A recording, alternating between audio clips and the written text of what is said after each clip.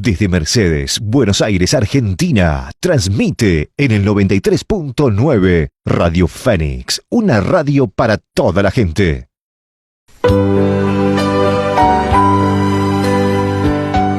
Esta música nos indica que a partir de hoy, todos los martes, vamos a tener un espacio dedicado a una de las artes más interesantes del mundo del arte, el cine. Y para hablar de cine nos acompaña un querido amigo que ya es conocido por todos ustedes, que se ha ganado un lugar en nuestra ciudad, que es licenciado en Artes Audiovisuales, docente universitario de Estética Cinematográfica e Historia del Cine en la UBA y en la Universidad Nacional del Centro de Tandil.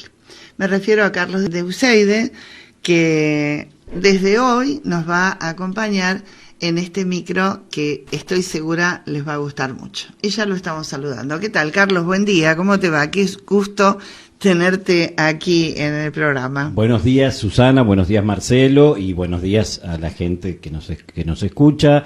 Me alegra mucho la posibilidad de que, bueno, finalmente concretamos. Cierto, venimos hace rato charlando acerca de esto y, bueno, por fin lo pudimos concretar. Lo pudimos llevar a cabo. Sí, una alegría. Así que, bueno, vamos a hablar un poco de cine en este micro. Yo... nada, te comento un poco mi experiencia. Para mí hablar de cine es hablar un poco de mi propia vida, porque yo soy de la generación, tengo 62 años, soy de la generación que pasó su infancia y su adolescencia en el cine. Yo me crié, si bien no nací, pero me crié en una ciudad un poco más chica que Mercedes, que es Chacabuco, y ahí teníamos 2 salas de cine. En esa época estaba el cine español, que aún todavía hoy sigue abierto, y el cine porteño, que era de un club, que el club porteño sigue estando, la sala de cine no, y pasábamos tardes enteras de matinés, como claro, seguramente han pasado ustedes también, sí, donde llegabas a ver hasta 3 películas por... Yo vivía en Caballito y allí estaba el cine Asamblea, que era el que quedaba a 5 cuadras de mi casa, y el cine Cóndor, que era cine y teatro, tenía palcos, incluso porque venían compañías teatrales a veces. A ese ya no podía ir, ahí me tenía que acompañar mi papá y mi mamá porque quedaba un poquito más lejos. Claro. Pero al cine Asamblea, en verano, íbamos con las chicas, y mirá vos, ¿no? Las cosas que uno hacía. En la esquina del cine estaba Bonafide, y comprábamos los bocaditos de chocolate dulce de leche en verano. Y bueno, era una... Típico, porque no era común el pochoclo. No existía en mi época, no, claro. Bueno, claro, perdón que diga marcas, pero los caramelos Ugus y en los intervalos. O las peladillas confitadas. Sí. Y bueno, y aparte, viste que cuando uno entra al cine no se puede salir, pero nosotros como éramos habitués, y era cine de barrio, entre película y película salíamos, íbamos y veníamos y comprábamos. Y mirá qué épocas aquellas, ¿no? Yo me acuerdo que mi mamá, había un policía que se paseaba, ¿no? Por la cuadra, el policía de consigna, y mi mamá decía, bueno, si pasa cualquier cosa, ustedes llaman al policía o van a ver al policía. Igual que después de otra época que nada que ver, ¿no? Pero sí, entrábamos al cine a las 2 de la tarde y salíamos por ahí a las 8 de la noche, ¿no? Pero era divino, porque bueno, estaban las comedias. Sí, veíamos, aparte lo que realmente pasaba, que era lo interesante de toda esta experiencia que se vivía, era que veías de todo tipo de películas. Todo tipo de películas. Porque veías... Westerns, desde un western podías ver, las funciones generalmente eran de 2 películas con un intervalo, y veías un western, por ejemplo, y después veías una película, qué sé yo, de Pasolini. Sí. Viste que eran películas que por una ahí, comedia musical. o una comedia musical, o grandes películas de Bergman, que no entendías nada, yo a esa edad no entendía nada, pero bueno, las veía. Realmente fueron años de mucho cine. Bueno, te cuento, en Chacabuco, ahí en ese club porteño, que nosotros éramos socios, en mi familia éramos socios, y ahí te daban los martes y jueves socios gratis. Entonces vos ibas al cine te cambiaba la cartelera todos los jueves, como habitualmente. Sí, sí. Y ya te digo, te pasaban dos películas que podían ser completamente distintas una de otra, pero bueno, uno consumía eso, porque Sí. realmente era un consumo, es un consumo, es un arte que es consumible, y bueno, de ahí creo yo que surgió mi amor por el cine, mi pasión por el cine, y el hecho de haberme dedicado a estudiarlo y a dar clases de cine. Después, Claro. bueno, me fui a vivir a Buenos Aires a estudiar, y tuve la suerte de vivir cerca de muchos cines, entre otros yo vivía muy cerca del Gran Splendid, donde hoy está la librería del Ateneo. Ya lo creo, qué Yo he hermoso llegado a cine. ir al cine Gran Splendid cuando funcionaba como cine. Sí. He visto películas y me acuerdo particularmente que se hacían las publicidades, una publicidad que a mí me quedó grabada, pero de esto estoy hablando, yo todavía no vivía en Buenos Aires, pero mis hermanos mayores sí. Íbamos muy seguido con mis padres a Buenos Aires, y me acuerdo una publicidad que aparecía antes de la película, aparecía un Falcon, un Ford Falcon, que salía de abajo de la Sí, tenés salía el razón. auto así el auto en vivo. En el escenario. En el sí, escenario, y sí, aparecía una modelo. Bueno, me acuerdo de esas cosas, ¿no? Sí. Te nombro el Gran Splendid, como te podría nombrar miles de otros. Bueno, cines. después estaba el cine de los intelectuales, de los superintelectuales, que era el cine Cosmos. El Cosmos, Que estaba claro. sobre Corrientes, y que ahí veíamos todas las películas rusas, las películas polacas, las Claro, películas pero que no se aparte veían en el también- cine tradicional. Sí, aparte también había muchos cineclub en Sí. esa época, muchos cineclub, en la facultad mismo también se pasaban muchos cines que no era comercialmente. Bueno, Pero- nosotros en periodismo teníamos, una de las materias que teníamos en periodismo era cine. Sí. Así que allí estudiamos mucho, y nuestro profesor también nos traía películas que no eran así de consumo masivo, Comercialmente, comercial, claro. y se hacían cine debates en el instituto. Bueno, yo digamos, creo que el cine, y esto no estoy diciendo absolutamente nada novedoso, pero nosotros no somos conscientes hoy, allá en un cuarto de siglo del siglo XXI, Sí, no somos conscientes de qué manera el cine nos fue transformando, nos fue, más que transformando, nos fue armando un paradigma o una manera de ver las Sí. cosas en nuestra cabeza, tanto individual como socialmente. siempre. Eh, Como en su momento también lo fue la televisión, con todo el paradigma Bueno, que vieron norteamericanos de después formas de vino vida y el demás. auge de la Pero televisión. siempre las ciencias de este tipo, el arte de este tipo, llega un momento, porque, a ver, nosotros hemos consumido mucho cine norteamericano, y ese cine norteamericano venía también con una idiosincrasia, con una línea de pensamiento. Decir que después uno amplió y fue a otro cine, ¿no? Al Claro, cine pero- francés, pero- al italiano, al europeo, pero o sea, independientemente de que venga sea de Estados Unidos o de Europa, bueno, pero digamos, el esquema de pensamiento que nos brindó el cine a nuestra cultura, claro. lo tenemos tan incorporado que no lo terminamos no nos terminamos de dar cuenta de cuán incorporado Exacto. lo tenemos. Sí, señor. Y entonces, bueno, es muy interesante hablar por qué surge esto, cómo fue que el cine ejerció semejante nivel de semejante poder sobre la sociedad en general, ¿no? Sí, sí. Bueno, hoy tenemos la televisión, ya la televisión en sí, estamos en una etapa de decadencia de la televisión. Total. Ahora estamos con la IA. Ahora estamos con la inteligencia artificial. Bueno, y vos sabés que a mí me gusta comparar, decir, yo creo que cuando comenzó el cine, que fue a fines del siglo XIX, particularmente, ahora vamos a hablar de eso, pero la primera proyección cinematográfica fue en el año 1895, o sea que el cine es un arte, comparado con las demás artes, es un arte moderno. Yo comparo y digo, lo que nos pasa a nosotros hoy con la inteligencia artificial, que no sabemos no alcanzamos a dimensionar, por lo menos los de mi generación, no alcanzamos a dimensionar qué es lo que puede llegar a pasar con la inteligencia artificial, porque es un fenómeno que nos supera. Mucho. Yo creo que nos supera y bastante, no sabemos. Bueno, lo mismo les pasó a los contemporáneos del nacimiento del cine. Tuvieron esa misma percepción. ¿Por qué? Porque veían por primera vez la realidad reflejada, la realidad en movimiento, reflejada en una pantalla. Y eso, aunque nos parezca hoy algo tan elemental, en su momento fue algo y para sumamente ellos, sí, revolucionario. Porque ellos en ese momento lo único que tenían era la literatura.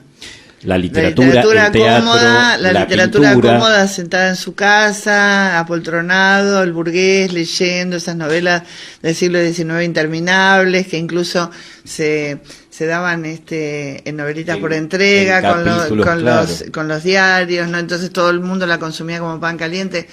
Y de esa comodidad de la casa, que en cierta medida es quietista, porque todo te lo daban digerido, porque hasta cómo se movía el dedo de la protagonista, el escritor te decían todo, te lo decía, todo. De ahí ir a esa aventura.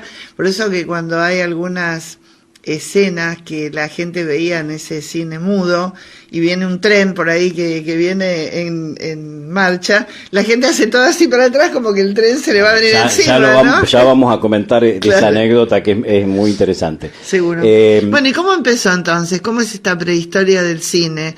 ¿Cómo surge? ¿Surge en el siglo XIX y a raíz de qué? Bueno, surge en el siglo XIX, no casualmente, nada es casualidad en la historia de la humanidad, porque el siglo XIX fue, y todavía algunos historiadores lo siguen considerando, el gran siglo. Exactamente. El gran siglo. El siglo de los inventos. Yo lo comparto esa idea. Hay un historiador, porque ya murió, un historiador muy famoso británico, Eric Hobsbawm, que él habla de el gran siglo XIX, que no abarca los 100 años del 1900, sino que comienza con la Revolución Francesa, 1798, y que termina con la Primera Guerra Mundial. ¿Por qué? Porque comienza con un fenómeno político muy importante, que fue la Revolución Francesa, 1789, y termina con la Primera Guerra Mundial, que aún hoy en Europa es considerada la Gran Guerra, por el impacto que tuvo, que fue un impacto en cuanto a cantidad de daño, fue mucho peor la Segunda Guerra, obviamente, pero el impacto que tuvo el tipo de guerra que fue la Primera Guerra, porque fue una guerra donde ya no se luchaba cuerpo a cuerpo, sino a través de máquinas, y eso generó un impacto muy grande. Entonces yo decía, el cine nace en el siglo XIX, a fines del siglo XIX, no por casualidad, sino porque había toda una serie de fenómenos que se estaban dando a nivel científico, a nivel artístico, a nivel social, que llevaron a que apareciera el cine. Y nos podemos remontar todavía mucho más lejos, y vos van a pensar que yo estoy un poco loco, pero sí, estoy un poco loco, pero no es tanto. Nos podemos remontar mucho más allá a las pinturas rupestres del periodo cuaternario, que estamos hablando de alrededor de 35.000 años antes de Cristo, que es cuando aparece el Homo sapiens. Hay las famosas pinturas rupestres. La cueva de Altamira. La cueva de Altamira, no Altamira Mercedes acá, sino no. Altamira en España. En España, sí. Hay unas cuevas famosas donde hay unas pinturas rupestres, la llaman la Capilla Sixtina del Cuaternario, porque hay una serie de pinturas rupestres muy interesantes que nos hablan de que el hombre hacía el primer hombre hacía esas, yo hablo del hombre genéricamente, ¿no? Sí, sí. Hacía esas pinturas no simplemente como una cuestión decorativa, sino como una cuestión de, digamos, algo así como de pensamiento mágico. ¿Por qué? Porque él, al dibujar, pensaba que iba a lograr cazar a ese animal que estaba dibujando. Pero lo insólito es que en estas cuevas de Altamira se encuentran, que ya te digo, datan de 35.000 años antes de Cristo, se encuentran pinturas de animales, pero en movimiento, pinturas que tienen animales que tienen 8 patas en vez de tener 4 patas. ¿Por qué? Porque el hombre se daba cuenta que tenía que representar lo que él quería alcanzar en movimiento, la imagen en movimiento. Y el cine no es otra cosa que imagen en movimiento. Y por eso, bueno, se da el fenómeno, se da este fenómeno del nacimiento del cine al final del siglo XIX, como te decía antes, por una serie de factores que se unieron para que aparezca el cine. ¿Sí? Tenemos, bueno, el nacimiento del cine tuvo lugar en Francia. El nacimiento, a ver, yo no quiero ser tan estricto en algunas cosas, porque ya te digo, el cine surge... Sí, pero como para tener una referencia. Hay que tener algunas referencias. Sí. Yo te decía, el cine surge por distintos factores. Y podemos hablar de que no hay un creador o un inventor del cine, hay varios, y hay antecedentes también. Viste que se da a veces, ¿no? Personas que a lo mejor no tienen conexión entre sí en una determinada época histórica, porque sos profesor de historia, y surgen las mismas ideas, como que es la época la que va preparando el terreno para que eso aparezca. Todo, ¿no? El siglo XIX fue preparando el terreno para que apareciera el cine.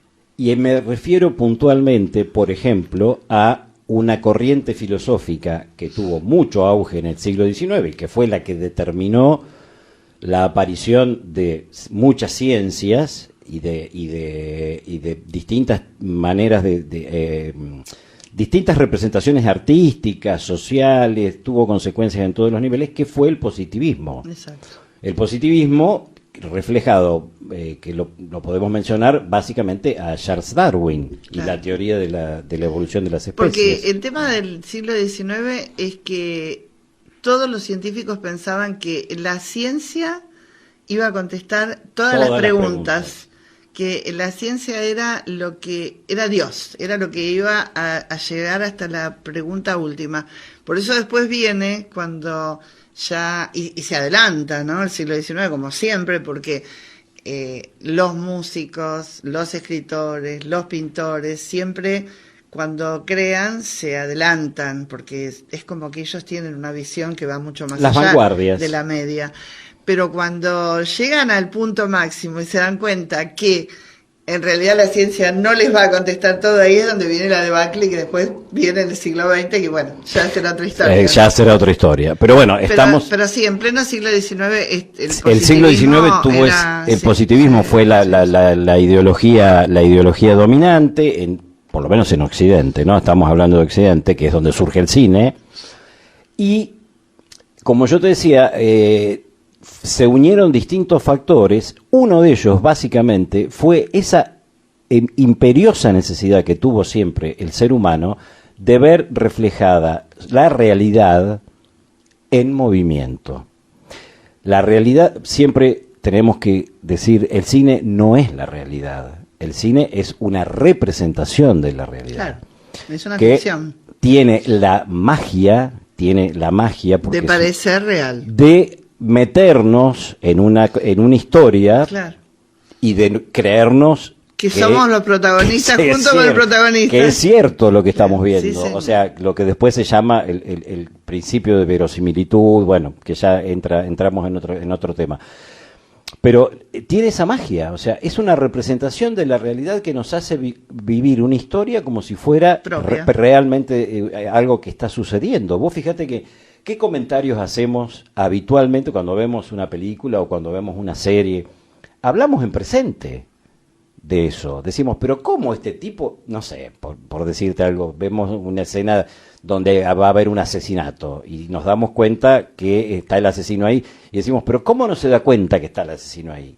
Y no, Claro, porque uno se implica también. Exacto, nos Sí. implicamos en la historia que Y es estamos como que viendo. vamos siendo protagonistas con el protagonista, nos vamos identificando tanto que es como que nos metemos dentro Y del máxime cuando tenés las tecnologías actuales, Sí, claro. donde tenés una película de 3D o 4D, donde parece que todo se te viene encima y que Sí. vos estás en el medio Lo de mismo eso. lo mismo que cuando empezó también en los shoppings y demás, el sonido, ¿no? Que el sonido venía de todas Exacto. partes y que te envolvía, claro, era una cosa, una sensación. Viste que ahora está muy de moda el tema de no, son como puestas que se llama inmersivas. ¿Por qué? Porque vos estás inmerso en una situación que es generada por la tecnología. Y vos te parece que estás metido adentro de ese mundo, ¿no? Es tremendo. Ahí en el Palacio de Libertad hay unas cosas muy interesantes. Bueno, se hace en varios lugares ahora. Bueno, esto que decimos del cine fue lo que sorprendió muchísimo, lo que motivó que mucha gente en ese momento sintiera cierto resquemor y cierto temor ante la aparición del cine, que es, repito, más o menos lo que nos está pasando a nosotros hoy con la inteligencia Es que uno artificial. siempre tiene temor a lo desconocido, ¿no? Aquello que no podés explicar, aquello que en cierta medida te viene a interpelar con un lenguaje totalmente distinto del lenguaje que vos estás acostumbrada, claro. O sea, se mueve la realidad, seguro. Y entonces, ¿quiénes son los que están reconocidos o sindicados en cierta medida en la historia del cine como los creadores, estos franceses que me parece que eran dos hermanos, ¿no? Exacto, No me acuerdo pero mal. antes de los franceses, de los hermanos Lumière, que vos sabés qué significa Lumière en francés? Iluminación. Iluminación. Claro. Parece un chiste. Sí. Pero bueno, un chiste, parece algo... Es una broma, pero no es así. Pero no es una broma, el apellido de ellos era Lumière, y Lumière en francés quiere decir iluminación. Hay antecedentes, por supuesto, que nos tenemos que remontar a 1826, por ejemplo, cuando otro francés también, que se llamaba José Nicéforo Niepce, inventa la fotografía. Claro. La primera muestra de fotografía, que duró para tomar esa vista, esa fotografía, estuvo creo que 10 horas expuesta la cámara a la luz del sol, y es una fotografía muy borrosa, por supuesto, pero hecha en el año 1826. José Nicéforo Niepce era un inventor, uno de los tantos que hubo en el siglo XIX, un investigador, inventor, francés él, que buscaba reflejar la realidad a través de un aparato X que después se fue perfeccionando, obviamente, y terminó siendo la fotografía. Y el otro antecedente interesante es el daguerrotipo, que se llama así, sí, porque el inventor fue otro francés, Louis Daguerre, de ahí viene el nombre, que el primer daguerrotipo, que es algo muy similar a la fotografía, pero no llega a ser una fotografía, es un poco, en este momento, Daguerre lo que hace es plasmar en una placa la imagen que a través de una cámara, y fue hecho en el año 1839. Acá en la Argentina tenemos ejemplos de daguerrotipos. Sí. Hay daguerrotipos, por ejemplo, de Rosas, hay daguerrotipos de San Martín. en los museos, sí, sí. San Martín, hay un daguerrotipo de San Martín cuando ya estaba muy anciano, estaba en Boulogne-sur-Mer. Sí. Así que bueno, esos son los dos antecedentes más importantes para que después llegáramos a lo que fue la imagen en movimiento. Pero antes de que apareciera el proyector y que los hermanos Lumière inventaran el aparato para proyectar para filmar y proyectar películas, tenemos desde mediados del siglo XIX en adelante, distintos tipos de aparatos que se conocen como juguetes ópticos. el traumatropo, el zoótropo, etcétera, etcétera, que eran aparatos muy extraños, donde, no muy extraños, que jugaban con un defecto que tenemos los hombres, los seres humanos, que es la persistencia retiniana. Se llama así. ¿Por qué? La persistencia retiniana, que hoy está puesta un poco en duda, es un fenómeno que hace que nosotros mantengamos en nuestra retina, durante 10 milésimas de segundo, una imagen que terminamos de ver. Entonces, eso hace que podamos ver las imágenes en movimiento. Cuando una película está filmada en celuloide, cosa que ya hoy es muy raro encontrar películas filmadas en celuloide, se hacen obviamente, por supuesto, pero bueno, pero no es lo usual. No es lo usual hoy, pero bueno, fue lo que se hizo durante todo el siglo XX. Nosotros vemos 24 fotogramas por segundo. Entonces, al ver esos 24 fotogramas por segundo uno atrás del otro, y que nuestra retina hace que esas 10 milésimas de segundo le retengan la imagen anterior, ahí se genera el movimiento. No sé si estoy siendo claro. Sí. Bueno, ese tipo esa resistencia retiniana fue la que provocó que se hicieran todos estos aparatos, el traumátropo, todo tipo de juegos ópticos, donde se iba probando esto. Se iban mirando, claro, y eran aparatos individuales, no eran aparatos con el que podías proyectar, sino que eran aparatos como si te imaginas. ¿Te acuerdas cuando venían las heladeras de madera? Bueno, no, yo no me acuerdo, pero me acuerdo que existían. Sí. Y las he visto en la casa de mis abuelos. Las he visto en algún museo, pero no. Bueno, imagínate eso, que era un aparato muy sofisticado, donde una persona tenía una mirilla y por ahí veías algunas escenas así muy breves, ¿no? Que permitían que te imaginaras un movimiento. Uh-huh. Bueno, pero todo eso, que fue tanto en Europa como en Estados Unidos, hubo distintos creadores de todos esos aparatos. Uno de ellos, bueno, el más conocido, Thomas Alva Edison, uh-huh. Que en realidad Edison se le atribuyen más cosas de las que él hizo. Siempre lo dice Marcelo eso. Siempre, sí, Edison era más comerciante que inventor. Sí, digamos, y se robó unos cuantos inventos. Pero bueno, ya está, ya pasó. Así que bueno, de ahí viene todos estos pasos previos que se dieron, hicieron que los hermanos Lumière, que hay que aclarar, eran Luis y Augusto Lumière, sí, eran hijos de un industrial, de una familia bastante acomodada,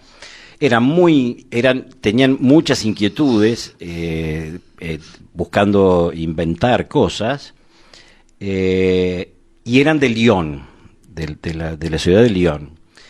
Y el padre, un poco como que eran medio tiro al aire, los dos hermanos Lumière. Vivían muy bien porque el padre tenía mucho dinero, tenían varias fábricas donde se hacían se fabricaban distintos elementos, todo muy relacionado con la metalurgia, con los inventos, etcétera. Y estos hermanos eran muy inquietos y logran inventar el cinematógrafo, que el cinematógrafo es un aparato muy similar a lo que sería hoy una cámara de cine, más o menos, con el cual se podía registrar imagen y a su vez proyectar. Y bueno, y ahí es donde tenemos la primera experiencia cinematográfica de cine en movimiento mudo, por supuesto. Estamos hablando del año de que la primera proyección cinematográfica tiene lugar en el año 1895 y puntualmente en el famoso café de los capuchinos en un boulevard de París, que al día de hoy existe, ¿no?, el lugar, y donde se proyectó, los hermanos Lumière hicieron las primeras proyecciones. Lo primero que se proyectó, la primera película proyectada es la que vos hacías mención recién, que es la llegada del tren a la estación de La Ciotat. ¿Qué hicieron los hermanos Lumière? Pusieron la cámara en el andén de la estación de una de las estaciones de Lyon, pusieron la cámara fija y la cámara registró lo que pasaba enfrente. O sea, se ve, esto dura apenas un minuto y un poco más. Se ve gente que camina por el andén y la llegada del tren, que se ve con perspectiva, que eso también fue algo totalmente novedoso, porque primero se ve a la derecha de la pantalla, ves el tren chiquito y el tren se va acercando hasta que, bueno, pasa al costado de la máquina, de la cámara. Y ahí es donde la gente entraba en pánico. Y ahí es donde se cuenta, no sé si habrá sido verdad o no, que la gente se asustó y se levantaba de las sillas porque pensaba que se les venía el tren encima. Uh-huh.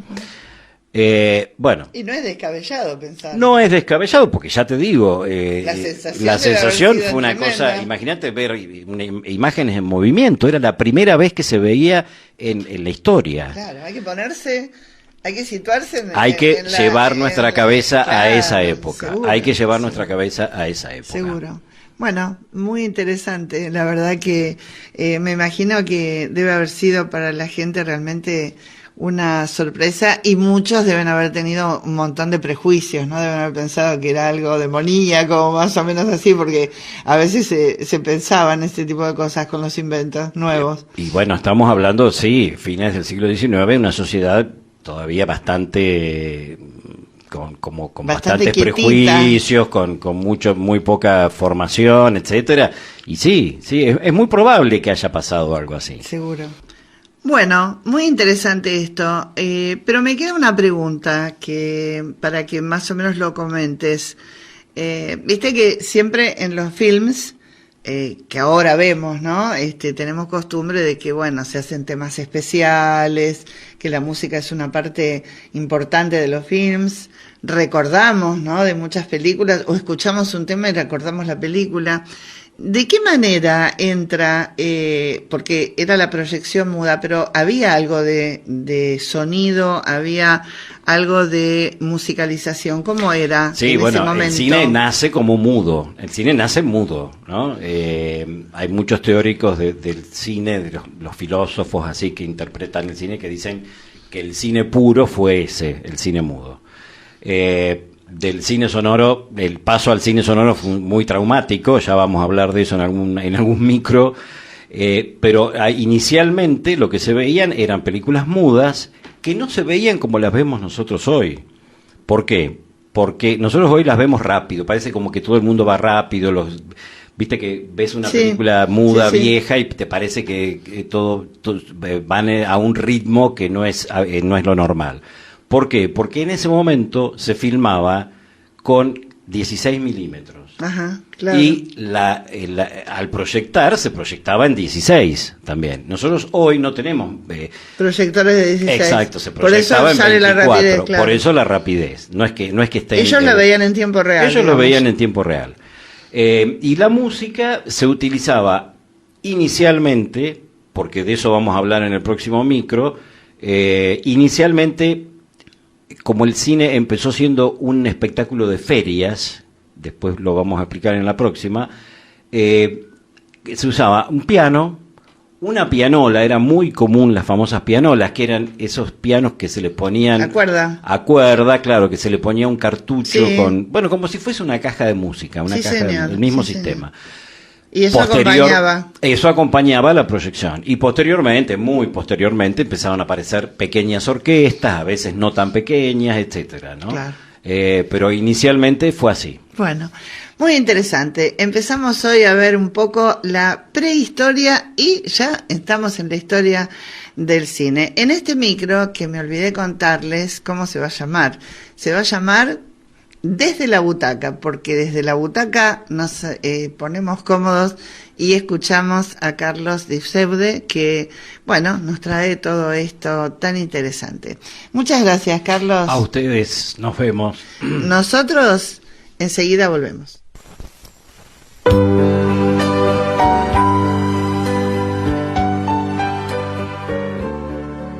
Desde Mercedes, Buenos Aires, Argentina, transmite en el 93.9 Radio Fénix, una radio para toda la gente.